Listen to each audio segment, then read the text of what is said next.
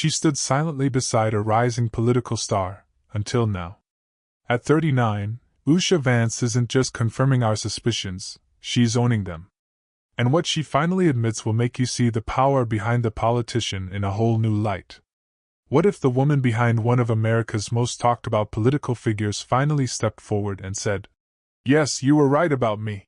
At 39, Usha Vance, lawyer, mother, and wife of Ohio Senator J.D. Vance, has done just that.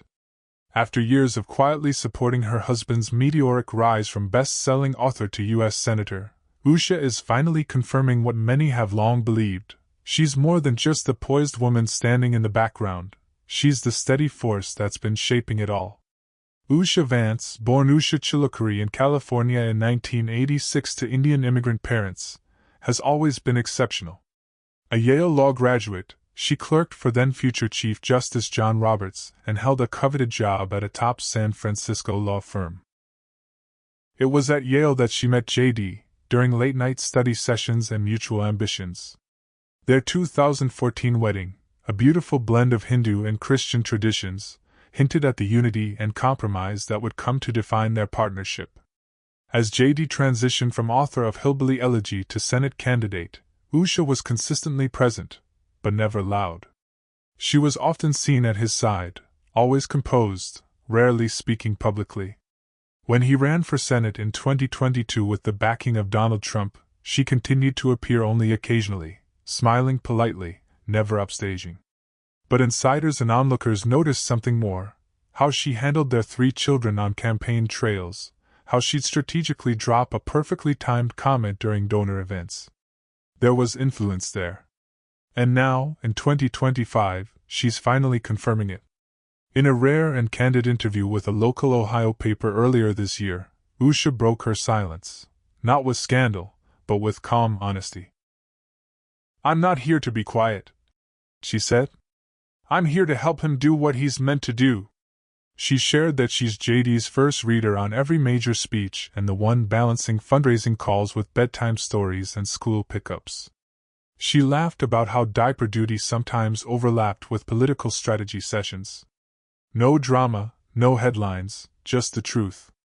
This subtle confirmation hits differently. Because while she never craved the spotlight, Usha was always the spine of this story. She gave up a high-profile legal career not because she had to, but because she believed in their shared mission. And now, at 39, she's standing in her truth, not redefining her role, but revealing the depth of it. Her confirmation doesn't scream for attention.